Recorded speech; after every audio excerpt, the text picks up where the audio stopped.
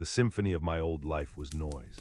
The roar of the blast furnaces in Chelyabinsk, the rhythmic stamp of the hydraulic presses, the high-pitched scream of lathes shaving steel. That was the music of creation. It was a loud, honest world where every part had a purpose and every sound meant progress. Here, in the hollowed-out carcass of the Red October tractor factory, the only symphony was one of destruction, and its most terrifying movement was the silence. I lay on a bed of shattered bricks and frozen plaster, my world framed by a jagged hole in a workshop wall. The air tasted of brick dust, cordite, and something metallic and sweet, like old blood.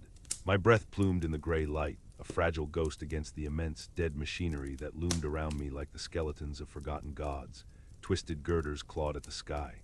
Conveyor belts sagged, heavy with rust and frozen rain. This place was a blasphemy, a place of making turned into a tomb. I was a factory worker. I understood how things were meant to fit together, and this was all wrong. Every piece was broken. Down below, across the snow-dusted expanse of what was once a factory yard, my comrades were pinned. Men of the 13th Guards, good men. They were trapped in the shell of a foundry, unable to move, unable to retreat.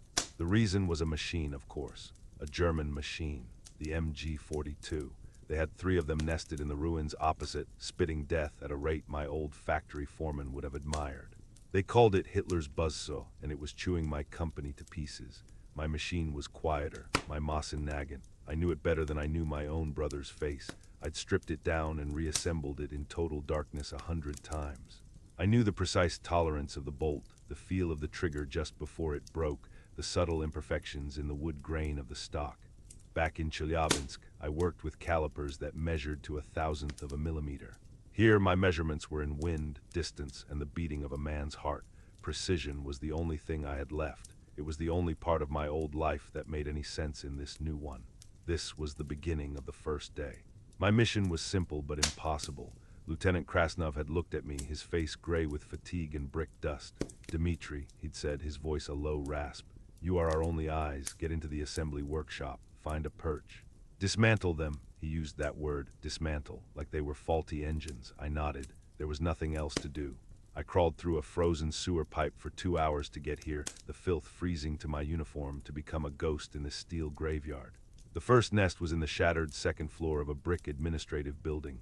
2 men, one to feed the beast, one to aim it. I watched them for hours.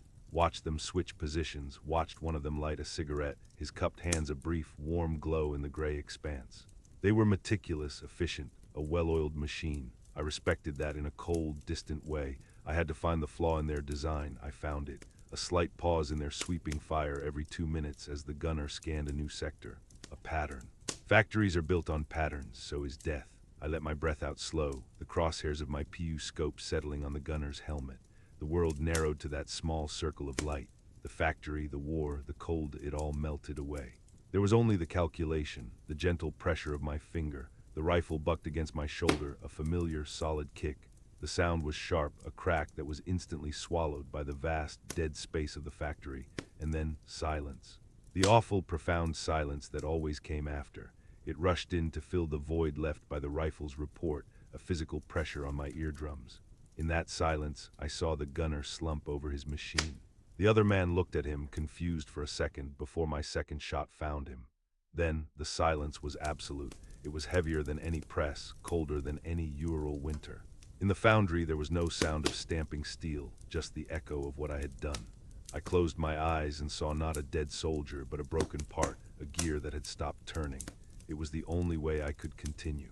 By nightfall, the cold was a physical enemy.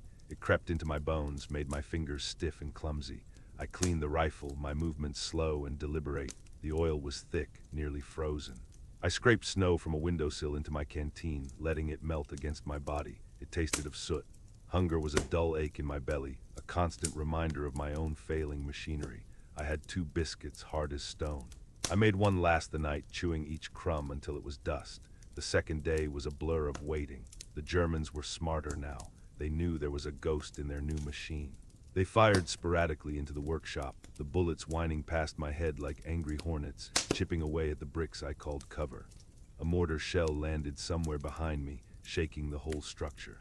Dust rained down, and for a long moment the only sound was the high-pitched ringing in my ears. I didn't move, a statue of grimy wool and frozen resolve. Patience is a tool, just like a wrench or a hammer. I was taught that. The second nest was harder to spot.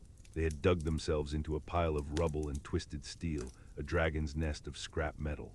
I watched them for 6 hours before I found a clear line of sight. It was a momentary gap, no wider than a man's head, that appeared only when a loose sheet of corrugated iron swung in the wind. The timing had to be perfect. This was not just aiming, this was engineering a solution. I lined up the shot. The wind blew, the gap opened, I fired. The clang of the bullet hitting the steel plate next to the man's head was louder than the shot itself. A miss. My heart hammered against my ribs, a wild, panicked rhythm. They knew where I was now. Their machine gun swiveled, and a stream of fire ripped into the wall above me, showering me with debris. I pressed myself into the floor, making myself small, trying to stop the shaking in my hands. Failure. In the factory, a failed part was simply recast. Here there was no second chance, but they couldn't see me. Not really. I waited an hour, too. The shaking subsided, replaced by a cold, clear focus. They thought I was gone or dead. The gunner grew careless. He stood up slightly to get a better view. That was the mistake. That was the flaw in his design. My next shot was true. The silence that followed was a condemnation. One more soul weighed and measured by my hand. I didn't feel pride. I felt empty, like a machine that had completed its cycle. Sometime during the second night, or maybe the third day, the lines began to blur. The cold and hunger were a constant drone. I remember seeing faces in the rust patterns on the ceiling. I heard the distant, comforting clang of a hammer on steel, and for a moment I thought I was back in Chelyabinsk, late for my shift. I had to shake my head, the motion jarring, to bring myself back to the ruin. The Germans were a problem to be solved. My comrades were a responsibility. I was a tool for a job. That's what I told myself over and over. A cog in the great machine of the motherland. The third and final nest was the deadliest. It was in the collapsed front of a locomotive shed, commanding a wide field of fire. They were clever, these ones. They'd packed sandbags between steel plates. I couldn't get a clean shot. I watched them all day, my stomach twisting into knots. My comrades tried to advance twice, and both times the buzzsaw cut them down. I heard their screams, faint and far away. Their failure was my failure. There was only one way, a desperate, stupid way. I had to move. I had to find a new angle, and that meant exposing myself. I crawled from my perch down through the guts of the dead factory. I moved past silent, hulking presses that stood like mourners at a funeral. I squeezed through a tangle of frozen pipes, the cold of the metal seeping through my coat.